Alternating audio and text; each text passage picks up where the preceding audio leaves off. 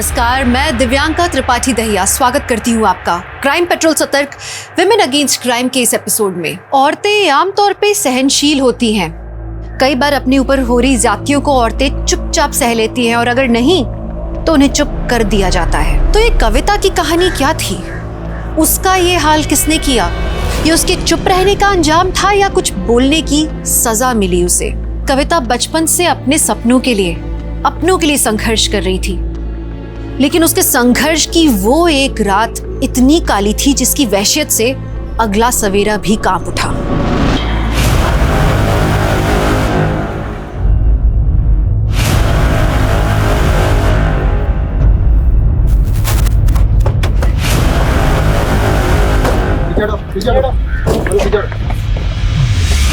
तो जिंदा है, सांसें चल रही हैं। तुरंत गाड़ी में डालो, हॉस्पिटल पहुंचाओ, क्विक। सर, ये देखिए ड्रैगिंग के मार्क्स सीधे जंगल से सड़क की तरफ आ रहे हैं। हो सकता है ये लड़की जंगल से रोड तक सरकते सरकते आई हो।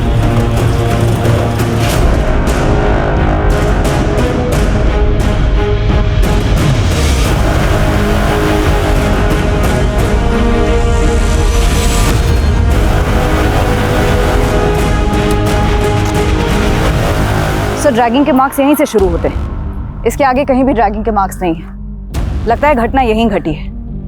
उधर शराब की बोतलें और खाना देखकर लगता है किसी शराबी जुआरी ने इस घटना को अंजाम दिया है। लेकिन कोई रैंडम ऑफेंडर लड़की के हाथ पैर बांध के ऐसे क्यों छोड़ेगा? फिर भी इस तरह के सभी लोगों को राउंड अप करो और लड़की की पहचान पता करने की कोशिश करो। सर,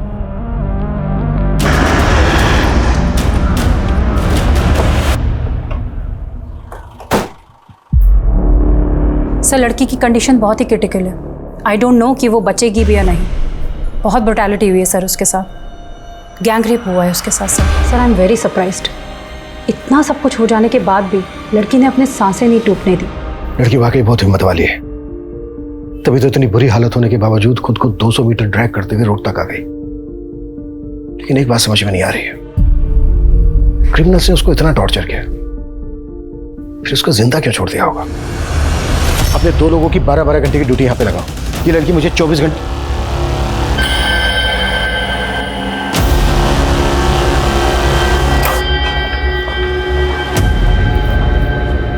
सिस्टर, इनका हाथ ऐसे ऐसे सीधा करना है। राकेश, फोटो लो।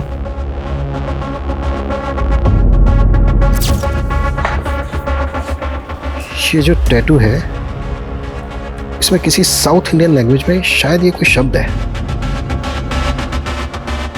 मे भी किसी का नाम हो। देखो, किसी मिसिंग कंप्लेन में इस तरह के टैटू का जिक्र है क्या? क्रिमिनल्स तक पहुंचने के लिए हमें इस लड़की की पहचान पता करना बहुत जरूरी है।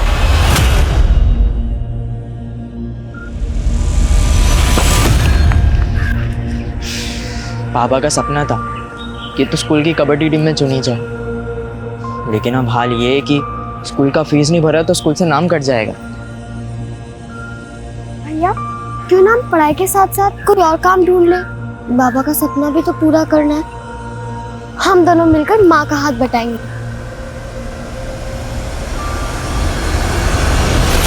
तो ऊपर वाला बड़ा ही निर्दयी है।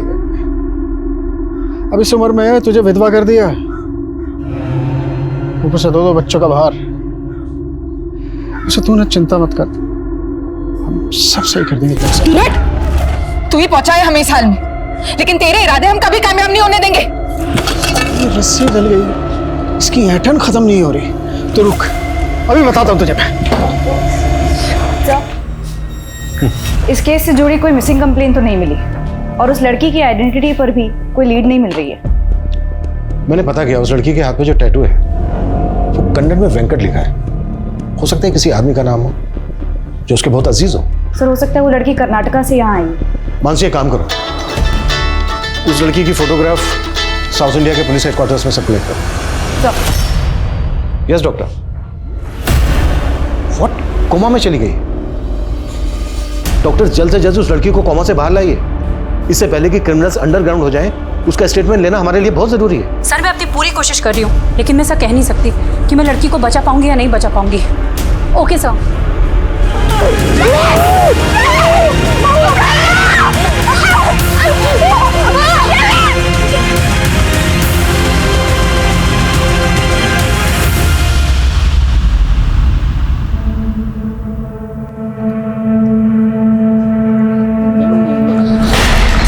रिया, ये क्या किया तूने? कहा था ना तुझे अपनी बेटी को काम पर मत लेके आना। अब इस नुकसान की भरपाई कौन करेगा? हाँ, बेटा तू थोड़ा ध्यान रखा कर, ऐसी गलती होगी तो कौन काम पे रखेगा बता। एक काम भी छूट गया ना तो घर चलाना मुश्किल हो जाएगा। समझ नहीं आ रहा कि तुझे घर पर कैसे अकेले छोड़ के जाऊं। मम्मी, मैं अकेली रह लूंगी, अब मैं बड़ी हो गई हूँ। तुम नहीं जानती कि दुनिया कितनी खराब है। मुझे आज भी याद है कि मैंने कितना सहा जब मैं छोटी थी। कविता का एक संसार था, लेकिन मुश्किल के वक्त में वो अकेले लड़ रही थी अपनी मौत के साथ। पुलिस को लग रहा था कि वेंकट कविता का कोई अजीज होगा, लेकिन अब तक पुलिस ऐसे किसी वेंकट को नहीं ढूंढ पाई थी जो कविता को जानता हो। कविता के गुनहगार उसके अपने थे या कोई गैर? दूर हो मुझसे, दूर हो।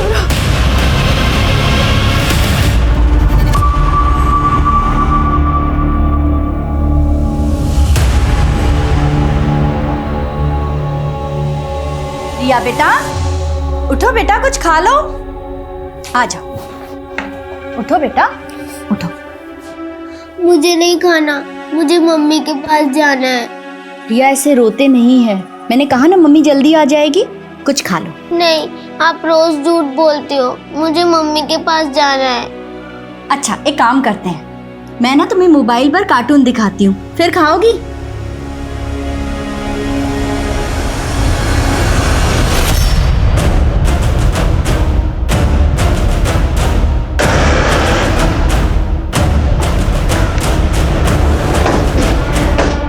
सर मैं नंदा, मैंने ही आपको फ़ोन किया था। वो जब मैंने कविता की फ़ोटो देखी, कविता मेरी किराएदार है और यहाँ अपनी बच्ची के साथ रहती है। इधर आओ बेटा। सर वो जब से कविता गई है तब से ही ऐसी डरी डरी सी ही रहती है। कविता का पति कहाँ रहता है? वो यहाँ नहीं रहता, कविता ने बताया था कि वो उससे पहले से ही अलग हो गई है। कविता के पति का नाम क्या है और कविता कहाँ की रहने वाली है? उसके पति का नाम तो मुझे नहीं पता। हाँ, कविता झारखंड की रहने वाली है। अच्छा, कविता के हाथ पे ना एक टैटू है जिसमें कन्नड़ में लिखा है वेंकट। आप किसी ऐसे वेंकट को जानती हैं जिसको कविता जानती हो? नहीं सर, मैं कविता के बारे में ज़्यादा नहीं जानती हूँ। अभी 4 महीने पहले ही वो यहाँ रहने के लिए आई थी। पर हाँ, उसका एक बड़ा भाई है और आखिरी बार वो उससे ही मिलने के लिए गई थी। हाँ कविता। दीदी मैं अपने बड़े भैया से मिलने जा रही हूँ, आने में थोड़ी देर हो सकती है। आप तब तक रिया का ध्यान रखेंगे? हाँ हाँ बिल्कुल, अच्छे से रहना। बाय बेटा। बाय। लेकिन वो आई ही नहीं, और जब मैंने यहाँ की पुलिस को बताया तो उन्होंने भी कुछ ज़्यादा इंक्वायरी नहीं की। कविता का भाई रहता कहाँ है? वो मुझे नहीं पता। कविता का नंबर तो होगा आपके पास? हाँ है। कविता के घर की तलाशी लो, हो सकता है कविता के घर में उसके पति और पति से रिलेटेड कोई क्लू मिल जाए। सर ममता जी, आपको किसी पे शक है जो कविता का ही हाल कर सकता है? हाँ सर, एक आदमी है मंगल, और मैंने उसके बारे में पुलिस को भी बताया था, पर 2 महीने हो गए पुलिस उसे ढूंढ ही नहीं पाई। ढूंढ नहीं पाए मतलब? ये कौन है मंगल? क्या किया था इसने ऐसा? सर 1 नंबर का नशेड़ी है, पूरा मोहल्ला उससे परेशान रहता है। तुम दोनों को अभी अंदर करवाती हो। ठीक हो तुम? लोकल पुलिस से कांटेक्ट करो, पता करो ये मंगल कौन है, इसकी पूरी हिस्ट्री निकालो।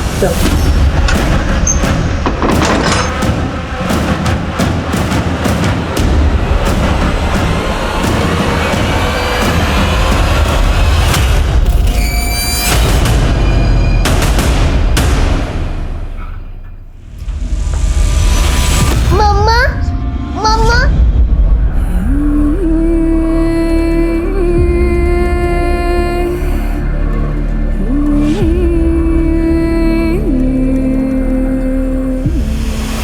सर, गाजियाबाद पुलिस से मंगल और उसके दोस्त पिंटू का फोटो मिला है। कविता के गायब होने पर नंदा ने इन्हीं दोनों पर आरोप लगाया था। मंगल,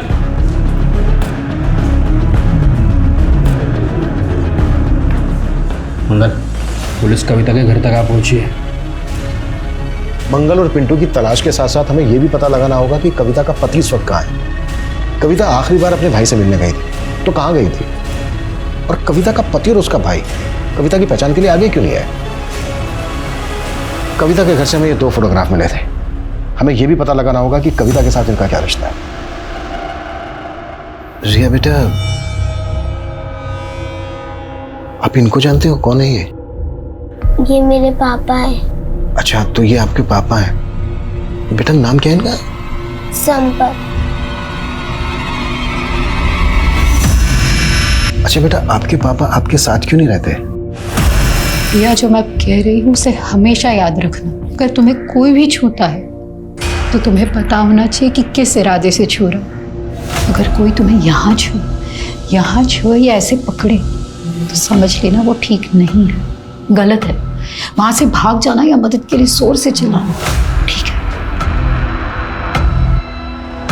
है? ये क्या ज्ञान दे रही है तू इसको? रिया, तुम अंदर जाओ। मैं तो रिया को अच्छा ही ज्ञान दे रही हूँ, लेकिन आप क्या सिखा रहे हो रिया को? शराब पीकर घर आते हो, बीवी के रहते हुए पराई लड़कियों पे आंखें काटते हो। रिया पे क्या असर पड़ रहा है, कभी सोचा है आपने? चुप कर। तुझे अगर मेरे से इतनी दिक्कत हो रही है ना तो छोड़ के चली जा। क्यों पड़ी है यहाँ पे? हाँ, जल्दी चली जाऊंगी। वैसे भी ऐसे माहौल में मैं अपनी बेटी को नहीं पालना चाहती। जबान लड़ाती है। अच्छा बेटा, जब आप अपने पापा के साथ रहती थी तो कहाँ पर रहती थी? वो भगवती नगर। भगवती नगर में बेटा कहाँ पर? आपको पता मालूम है?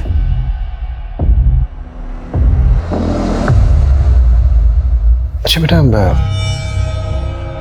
ये कौन है? इनको जानते हो?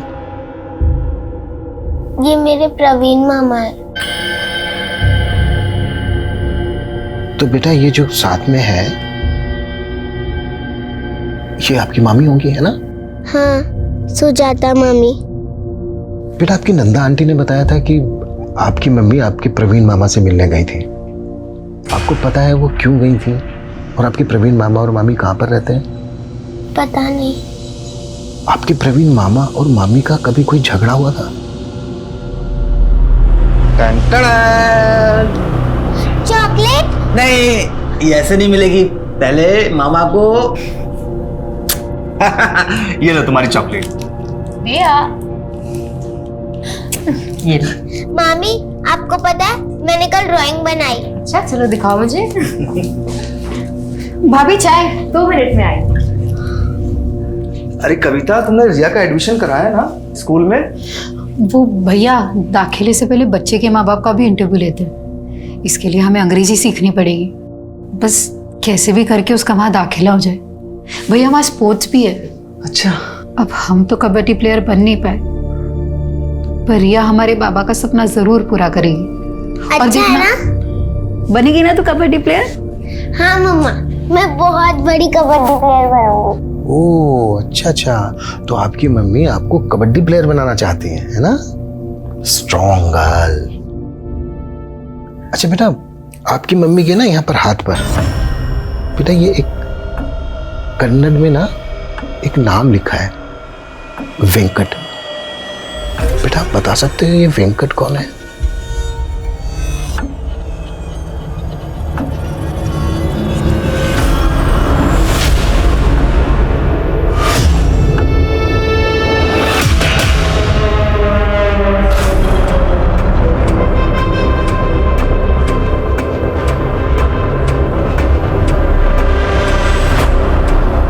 जी नमस्ते साहब, हम आपका जुगाड़ सेट कर दिए साहब। रात को पहुंच जाएगा आपके पास। जी साहब, हमारा भी ख्याल रखिएगा। सर, कविता का फोन 7 अगस्त को मीरा बाग में स्विच ऑफ हुआ और कविता हमें 11 अगस्त को डीवी कॉलोनी की बैक रोड पर मिली। पॉसिबल है 7 अगस्त से लेकर 11 अगस्त तक लगातार कविता को टॉर्चर किया जा रहा हो। अच्छा, कविता के कॉल रिकॉर्ड्स में कविता के पति संपत, उसके भाई प्रवीण और वेंकट के नंबर मिले क्या? इनके नंबर्स तो नहीं मिले, लेकिन सुजाता का नंबर मिला है। सुजाता ये कविता के भाई प्रवीण की वाइफ? Yes sir. सर, ये नंबर पुरानी बस्ती मोहल्ला नीमसराय के एड्रेस पे रजिस्टर्ड है। एक और बात सर, सुजाता का नंबर 7 अगस्त को मीरा बाग में स्विच ऑफ हुआ और अभी तक बंद है। सुजाता और कविता का फोन एक साथ एक लोकेशन पे स्विच ऑफ होना, ये कोइंसिडेंस नहीं हो सकता। सुजाता से अच्छे से पूछताछ करनी होगी। और रिया ने हमें बताया कि जिया अपनी माँ और पिता संपत के साथ भगवती नगर में रहती थी। एक काम करो, भगवती नगर में संपत का फोटो सर्कुलेट करो, शायद संपत को लेकर वहां से कोई लीड मिल जाए। कविता और संपत 4 महीने पहले अलग हुए थे। पॉसिबल है ये संपत कविता के साथ इन 4 महीने से फोन कांटेक्ट में ना हो। कविता के 4 महीने पहले के कॉल रिकॉर्ड्स निकलवाओ, उसमें शायद हमें संपत, प्रवीण और वेंकट के नंबर मिल जाए। सर,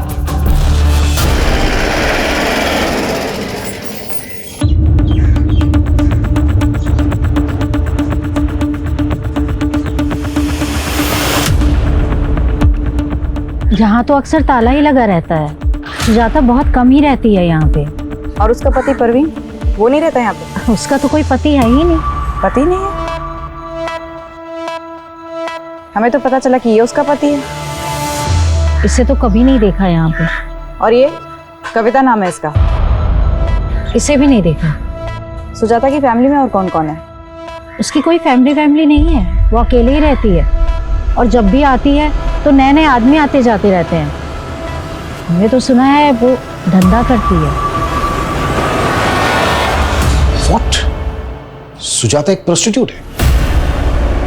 कविता और सुजाता का फोन एक साथ 7 अगस्त को मीराबाग में स्विच ऑफ हुआ था। मैंने कहा था ना, ये कोइंसिडेंस नहीं हो सकता। सुजाता इस वक्त हमारी प्राइम सस्पेक्ट है। हमें सुजाता और प्रवीण दोनों को ढूंढना होगा। और थोड़ा देना। बाद में दूंगा भाई। अरे वो मंगल मांग रहा है। समझा दे। एक पुलिस। अबे भाग।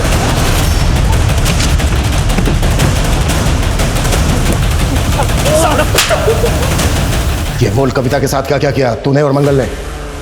साहब मैंने कुछ नहीं किया कविता के साथ। वो मंगल ने कुछ किया होगा तो मुझे नहीं पता साहब। मंगल का है? मैं नहीं जानता साहब मंगल का है। जब तक ये मंगल का पता ना बता दे कुत्ता साले को। साहब मैं नहीं पता साहब। सर, स्कॉच सर्विसेज के एक वेब पोर्टल पर सुजाता का फोटो मिला। ये देखिए। बुक करो इसे और ट्रैप करो। संपत के बारे में कुछ पता चला?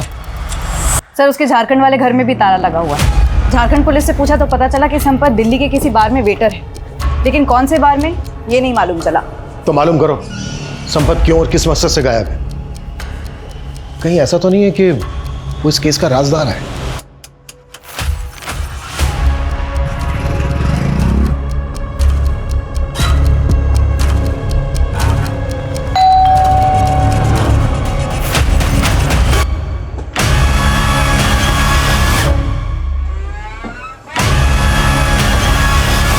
चलें। नहीं सर, आप जिस नंबर की बात कर रहे हैं वो मैं नहीं इस्तेमाल करती थी। वो तो कविता का भाई प्रवीण इस्तेमाल करता था सर। तो प्रवीण कहाँ है? सर मुझे नहीं पता कहाँ है वो। देखो, हमें पता चला है कि तुम प्रवीण की वाइफ हो। हम तो सिर्फ अच्छे दोस्त थे, और प्रवीण तो किसी का पति बन ही नहीं सकता। क्यों? सर वो नामर्द है सर। प्रवीण नामर्द है? मैं झूठ नहीं बोल रही हूँ सर। इसीलिए तो वो सबसे अपनी पहचान छुपाता रहता था। लेकिन वो शुरू से ऐसा नहीं था सर, उसे नामर्द बना दिया गया था। मतलब? कविता और उसका परिवार झारखंड के एक छोटे से कस्बे में रहते थे। वहाँ पे ज़मीन के विवाद में कोई नारायण नाम का आदमी, उसने उसके बाप को मरवा दिया, और उसी आदमी ने उसकी माँ का रेप करने की भी कोशिश की। सर उन दोनों के साथ कभी कुछ सही नहीं हुआ। वो बेचारे अपनी माँ को लेकर शहर आ गए। हमारे पड़ोस में ही रहते थे। उसकी माँ और उसकी बहन घर घर जाकर काम करके अपना गुजारा कर रहे थे वो लोग। और इस हादसे के बाद तो प्रवीण जैसे डिप्रेशन में चला गया था। कई सालों तक तो हमें लगता था कि प्रवीण को कोई दिमागी बीमारी है। वो इतना चुप चुप रहता था। सर कविता ने मुझे कभी नहीं बताया कि प्रवीण के साथ क्या हुआ है, लेकिन मैं मन ही मन प्रवीण को पसंद करती थी। और फिर एक दिन मैंने उसे बाजार में इसे देखा। जब उसकी माँ गुजर गई और कविता की भी शादी हो गई, उसके बाद तो प्रवीण और भी अकेला हो गया था। लेकिन मैंने एक सच्चे दोस्त के नाते उससे मिलना बंद नहीं किया। वो तो कविता के बेटी और उसके पति को भी अपनी सच्चाई नहीं बताया। उन्हें यही लगता है कि मैं उसकी बीवी हूँ। लेकिन तुमने अभी तक ये नहीं बताया कि प्रवीण कहाँ है। सर कई महीनों से मैं प्रवीण से नहीं मिली हूँ। कविता का पति कहाँ है अब? इस बारे में मुझे नहीं पता सर। कविता कौन से गांव की रहने वाली है? गोदा गांव के रहने वाले हैं वो लोग। कविता के हाथ में यहाँ टैटू है एक, जिसमें कन्नड़ में लिखा है वेंकट। ये वेंकट कौन है? मुझे नहीं पता सर।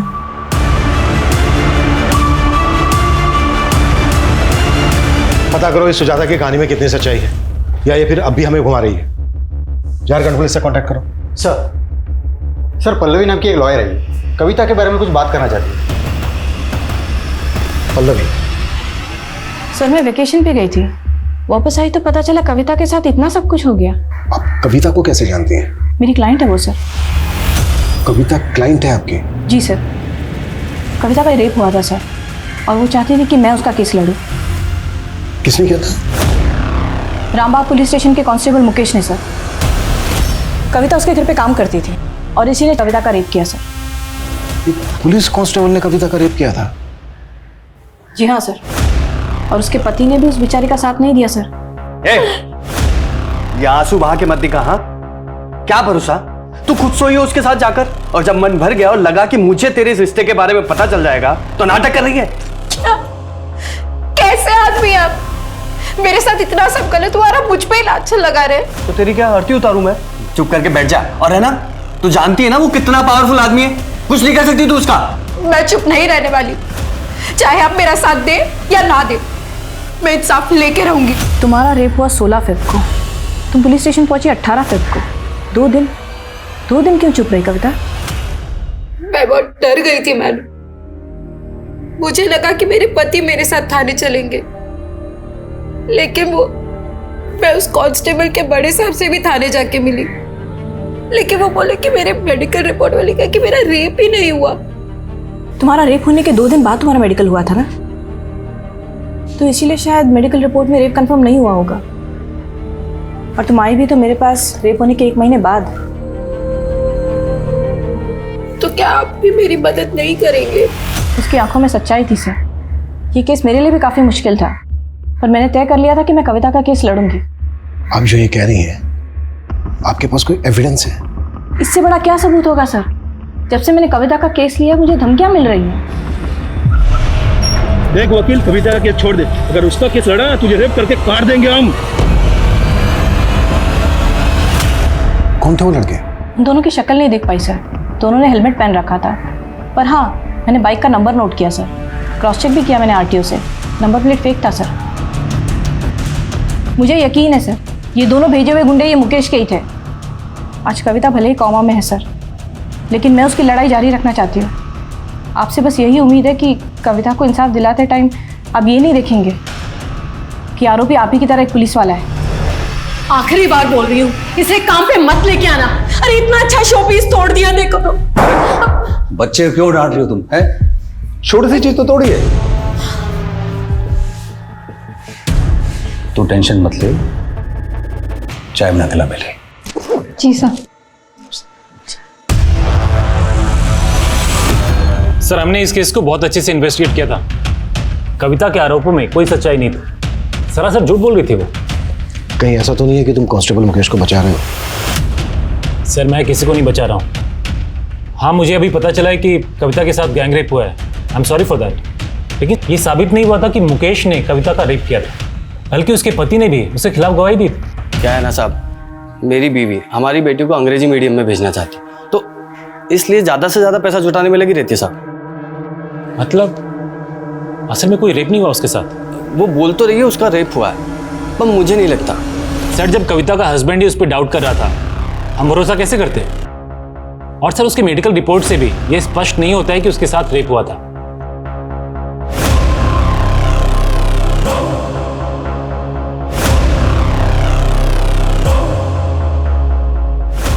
नहीं सर, ऐसा नहीं है जैसा आप कह रहे हैं। सर दरअसल क्या है कि कविता की बेटी ने हमारे घर में एक कीमती सामान तोड़ दिया। मेरी बीवी उदिता ने उसकी बेटी को डांट दिया। बस सर इसी खुंदक में उसने मुझे बदनाम करने की कोशिश की। लेकिन उसके पति ने तो स्टेटमेंट दिया है कि वो ये सब करके तुमसे पैसा वसूल करना चाहती थी। कहीं ऐसा तो नहीं है कि वो स्टेटमेंट देने के लिए तुमने उसके पति को खरीद लिया था? सर मैंने ऐसा ना तो किया है और ना ही मेरे खिलाफ कोई ऐसा आरोप साबित हुआ है। इनफैक्ट मैं तो छुट्टी लेके चला गया था जब ये इन्वेस्टिगेशन शुरू हुई थी, ताकि इन्वेस्टिगेशन अच्छे तरीके से हो जाए। और फाइनली सच्चाई निकल कर आई सबके सामने और मुझे मेरी वर्दी वापस मिल गई। पर उसने कसम खाई थी तुम्हारी वर्दी उतरवाने की। वो भी कोर्ट में जाना चाहती थी तुम्हारे खिलाफ। कहीं ऐसा तो नहीं है कि इसी डर की वजह से तुमने? सर मैं अभी भी रेडी हूँ, आप जो इन्वेस्टिगेशन करना चाहते हैं कर लीजिए, और अगर कोई भी चीज़ मेरे खिलाफ आती है तो मैं सजा पाने के लिए भी तैयार हूँ। जिस कॉन्फिडेंस के साथ कांस्टेबल मुकेश बात कर रहा था, उससे तो यही लग रहा है कि उसने फुल प्रूफ प्लान बनाया होगा। आई एम श्योर इसने कविता के हस्बैंड को भी खरीद दिया होगा। सर हो तो ये भी सकता है कि कांस्टेबल मुकेश ने मंगल की रंजिश का फायदा उठाकर ये कांड करने के लिए उसका इस्तेमाल किया। सर कविता का फोन मीराबाग में ही बंद हुआ था, और सर उसी दौरान वहाँ की पुलिस को एक किन्नर की लाश मिली थी। सर इसका फोटो है, लेकिन सर इस लाश का चेहरा कविता के भाई प्रवीण से हूबहू मिलता है, और सर प्रवीण भी तो किन्नर ही था। इसका मतलब सिर्फ कविता ही नहीं, बल्कि कविता का भाई प्रवीण भी क्रिमिनल्स के टारगेट पे था। जी सर, सुजाता ने हमें जो इन्फॉर्मेशन दी थी वो भी सही थी सर। 12 साल पहले कविता के पिता सुबोध की हत्या हुई थी, जिसका प्राइम सस्पेक्ट नारायण ही था, लेकिन सर पुलिस को नारायण के खिलाफ कोई सबूत नहीं मिला था। पर क्या 12 साल पुराने उस हादसे का इस केस से कोई कनेक्शन हो सकता है? शक के आधार पर पुलिस नारायण को भी इन्वेस्टिगेट कर रही थी। 12 साल पहले हुए गुनाहों से ज्यादा उसने मौजूदा वक्त में बर्बरता देखी। जिंदगी के अलग अलग पड़ावों में उसने ज्यादतियों के पहाड़ ढोए हैं। बचपन में उसकी मासूमियत पर वार किया गया, और शादी हुई तो पति की घरेलू हिंसा का वार किया गया। बेटी को अच्छी शिक्षा देने के लिए उसने काम शुरू किया तो उसकी अस्मिता पर वार किया गया। क्या उसे किसी भी मोड़ पर इंसाफ मिलेगा? इस बात को नहीं झुटलाया जा सकता कि उसके साथ गैंग रेप हुआ था, और उसका शरीर ही नहीं, अब उसकी आत्मा भी चोटिल थी। उसकी बची कुछ ही सांसें भी इंसाफ के लिए गुहार लगा रही थी, लेकिन इंसाफ की लड़ाई जारी रख पाना अब उसके लिए बहुत मुश्किल नजर आ रहा था। क्या उसके गुनहगार उसके अटूट हौसले से भी ज्यादा ताकतवर थे? राकेश, 7 अगस्त को कविता को अपनी किस पार्टी के पास भेजा था तूने, जिसने उसका यह हाल किया? साहब मैं मानता हूँ मैं गलत आदमी, ये लड़कियों का धंधा करता हूँ, पर साहब मैंने कविता के साथ कुछ भी गलत नहीं किया। कांस्टेबल मुकेश से कितने पैसे लिए तूने? साहब मैंने कोई पैसे नहीं लिए साहब। तो तुझे यकीन था कि कविता का रेप नहीं हुआ? साहब तब यकीन नहीं था, पर अब लग रहा है बहुत बुरा हुआ उसके साथ साहब। लेकिन मैं इसमें शामिल नहीं हूँ साहब। सच बोलो, माँ कसम साहब। वेंकट कौन है? वेंकट? हाँ वेंकट, कविता के हाथ पे कन्नड़ में लिखा है वेंकट। कौन है ये? हाँ साहब, वो कविता के कलाई पे साउथ इंडिया भाषा में कुछ लिखा तो था, पर साहब मुझे नहीं पता वो वेंकट लिखा था साहब। साहब वो बोली थी वो शादी के पहले का लिखा था, उसकी माँ के साथ कर्नाटका गई थी तो मंदिर के बाहर गुदवाया था। ये मंगल तेरे रैकेट का हिस्सा है ना? मैं नहीं जानता साहब किसी मंगल को।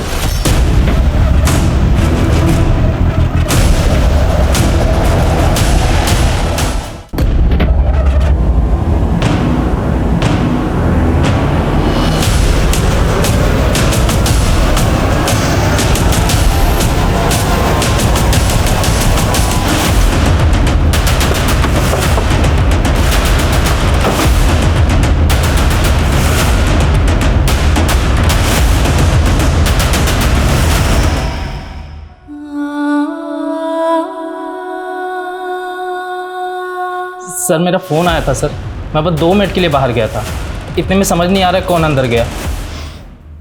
तुम्हारे इस फोन और 2 मिनट के चक्कर में एक इंसान की जान चली गई। सीसीटीवी फुटेज निकलो। सर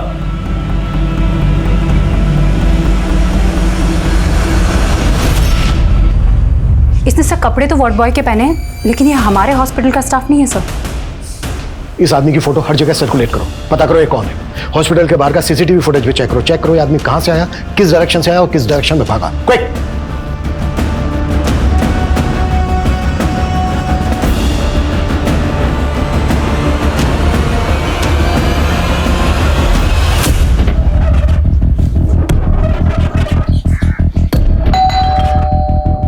सर फोन ट्रेस हो गया है, उसकी लोकेशन।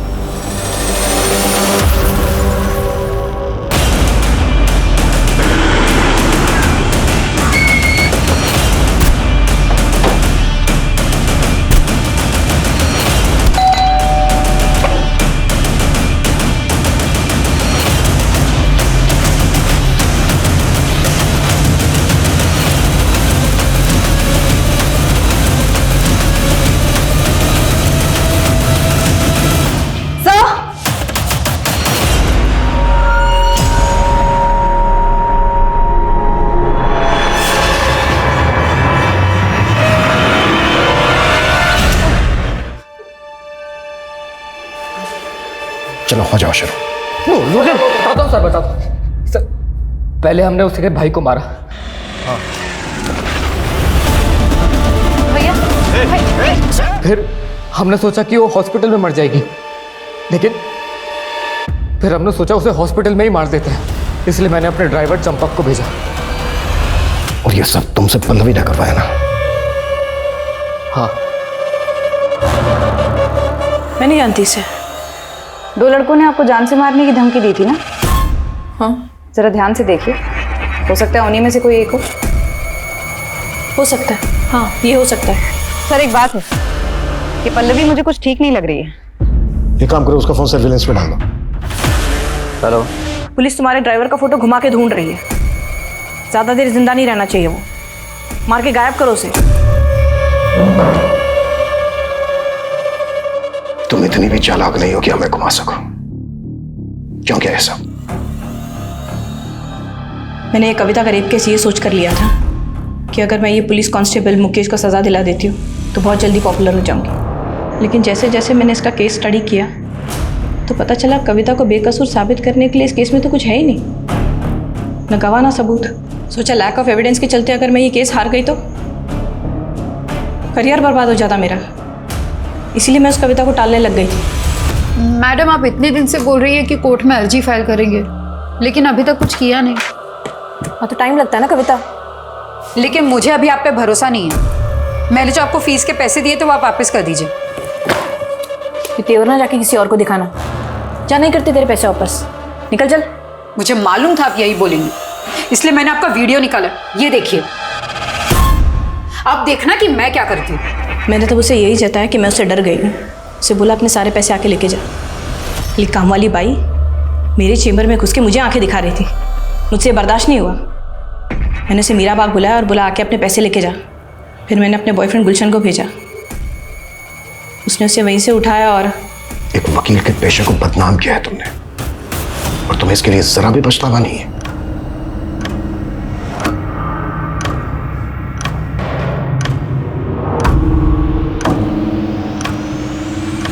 हम अक्सर देखते हैं कि इंसाफ की लड़ाई सौदेबाजी का व्यापार बन जाती है। सच को अक्सर मक्कारी से दबा दिया जाता है, जो हमारे मन में कानून के लिए अविश्वास पैदा करता है। यही वजह है कि पल्लवी से धोखा खाने के बाद भी कविता ने कानून का दरवाजा नहीं ठकठकाया और उसके बाद उसके छल में फंसकर अपनी जान गंवा दी। लेकिन कविता का इंसाफ आज भी अधूरा है। मंगल तो पुलिस की गिरफ्त में आ गया, लेकिन मुकेश आज भी सलाखों के पीछे नहीं पहुंच पाया। कविता का अंत इसलिए भी दर्दनाक है क्योंकि उसकी बेटी रिया इतनी छोटी सी उम्र में अकेली हो गई। रिया का भविष्य कैसा होगा ये सोच के भी डर लगता है, क्योंकि इस दुनिया में एक बच्ची के लिए, एक औरत के लिए जैसे दिन ब दिन वहशियत बढ़ती ही जा रही है। लेकिन नहीं, अब और सहन नहीं करेंगे। औरत खुद के लिए अब अपनी दुनिया बदलेगी। एक औरत ही औरत का साथ देगी, तब असल में बदलाव होगा। तो चलिए, मैं दिव्यांका त्रिपाठी दहिया अब लेती हूँ आपसे विदा। फिर मिलूंगी एक नए केस के साथ। तब तक देखते रहिए क्राइम पेट्रोल सतर्क, विमेन अगेंस्ट क्राइम।